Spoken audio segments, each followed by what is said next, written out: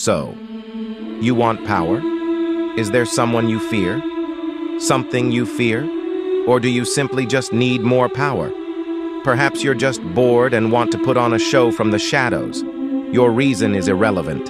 Today, I, Underworld Scent, will provide a full guide on manipulation. As an inevitable quick disclaimer, I am more than aware that this video is unethical. This video is for educational purposes only and serves as an unbiased, immoral guide to manipulating others. I am in no way encouraging such behavior, rather am providing it for others to use as they wish. This video will give you immense power if taken correctly, therefore it is up to you how you wish to use this. As it is of interest to most here, anime will be used as the medium for this video, like my other videos. As manipulation is quite a broad topic, I will be giving you an inside scoop at specifically how I personally like to move. There are many ways of manipulation, and today I will show you mine, a mix of staying in the shadows, but also taking the direct approach when the time is right. Without further ado, I welcome you to the world of manipulation and psychological warfare called reality. Today we will dive deep into manipulation in a simple, easy way for beginners, intermediates, and experts alike. This is the guide to manipulation.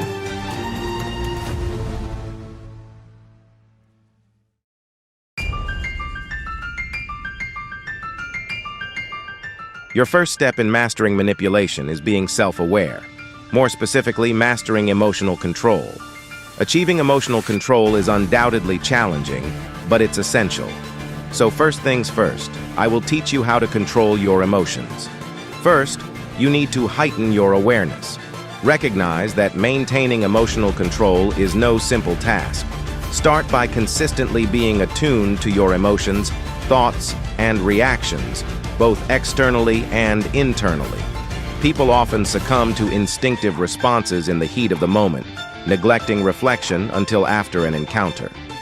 Break this habit by consciously monitoring your emotions while conversing, listening, and formulating responses. This initial step, though time-consuming to cultivate, is crucial. Once you've achieved heightened emotional awareness, progress to the next level, mastering control.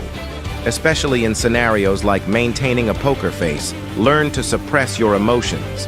Swiftly calm yourself through techniques like controlled breathing, counting, or engaging in quick, calming thoughts or meditation.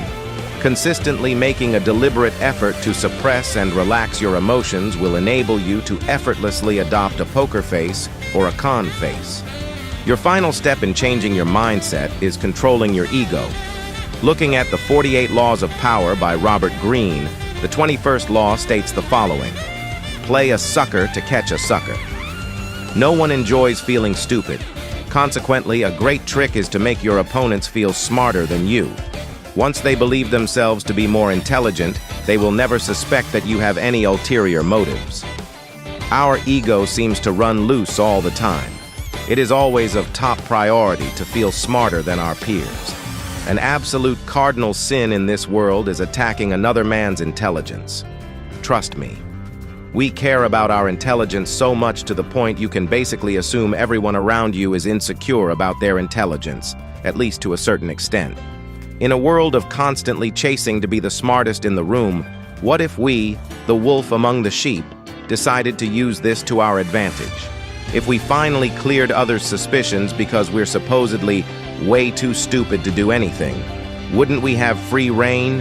Exactly. By appearing dumber than you truly are, it becomes a lot easier to move others like pieces on the chessboard. You have a sense of anonymity, as your low intelligence will often enough cause you to be overlooked. If you pretend to be dumber than you truly are, you can run circles around almost anyone, and the best part is, you'll never be suspected. Your targets will automatically assume they are smarter than you, and assuming you have low intelligence, will let their guard down while around you. They will let you run free, assuming you are of no harm. Drop your ego, think with your head, and let others think what you want them to think. That is how you change your mindset.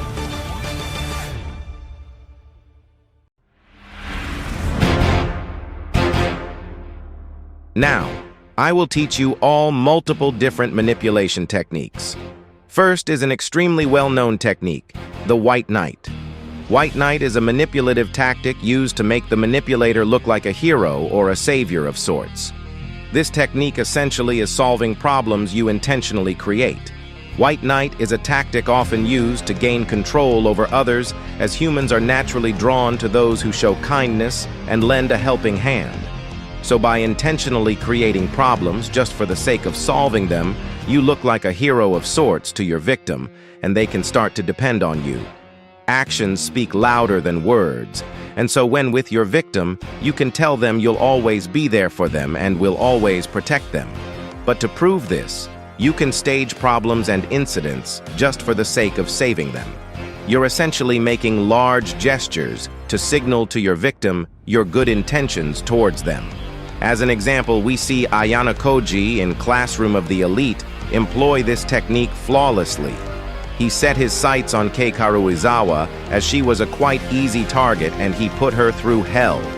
Without her knowledge, he staged many instances of bullying onto her, and even having Ryuan essentially hold her hostage to torment, hurt, and traumatize her. He was the main culprit behind her suffering, and he did this to be her savior. In episode 3, he set up a group of girls to bully her, which had Karuizawa sitting down crying. Ayano Koji filmed the event and later told her he'd protect her if she helped him win the exam. In episode 12, when Ryuen and others of Class C had Karuizawa tied up and soaked on the roof, Ayano Koji came to save her, upholding his promise to always protect her.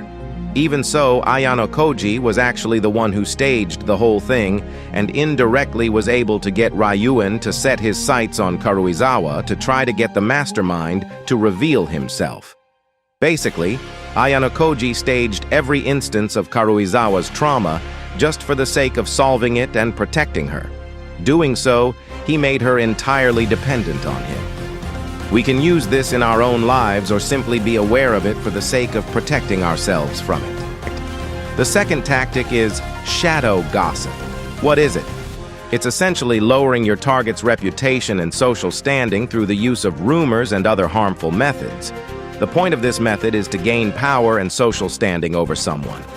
If someone is on another level socially than you, with the use of secretly gossiping and spreading rumors about them, you can ruin their reputation and, as such, take their place and gain power over them. You are to be anonymous throughout this process, as the whole point of the shadow in shadow, gossiping is to do it secretly. There are many ways to do this. First, you can use fake social media accounts with anonymous names. Or in person, you can use others to pass the word along, but this way is risky. You can spread rumors about your target to a close friend you trust, making sure they don't spill that you're the one who said it, and have them tell others. Word will spread. This is to be done behind the back of your target, and usually the information you spread is false. All that matters is ruining or slightly hurting their reputation. Thirdly, selective emphasis. One of many influential and subtly powerful manipulation techniques is the selective emphasis technique. This technique is quite self-explanatory based on the name, but you essentially emphasize certain information while downplaying the rest. This is a great way to persuade someone, as you can emphasize the pros of a request, but downplay just how bad the cons may be. Doing this, you'll be able to convince others into requests that may not be too good for them. The best way to use selective emphasis is on contradictory statements. So when proving your point, emphasize the biggest parts of your point, then downplay all information and evidence that contradicts your statements. This is used in the news, in speeches, and in everyday life, and is a powerful way to spread biased information and facts. You put your subject in a distorted lens, far from reality. They get put in a reality you've created. The key is to disregard and downplay all the parts you want your subjects to overlook and forget about. As an example, bring them in on the short-term benefits, but downplay the terrible long-term benefits. Finally, the foot in the door technique. It is a persuasion technique involving guiding your target up a metaphorical ladder. Essentially, you ask for a small favor from them in order to evoke feelings of helpfulness and a closer bond with added respect. After, you ask them for a much larger request. By doing this, you give them a taste of helpfulness with feelings of newly grown respect and make them crave more by completing even bigger favors. Doing this, there is a higher chance of approval since most individuals try to harmonize their actions with their prior accord. This technique works if implemented in a strategic and simple way. Be sure not to overdo it on your requests and know nothing is foolproof. But use it wisely, and it'll work perfect. And that is all for today's video. Manipulation is such a deep topic that it is absolutely impossible to fully cover in depth in one single video. Therefore, I have given you as much detail as possible for one video. It is up to you how you choose to use it. Good luck. I would also like to remind you all of my Discord server. Join 5,000 like-minded individuals. Link is in the description. Thank you all for watching.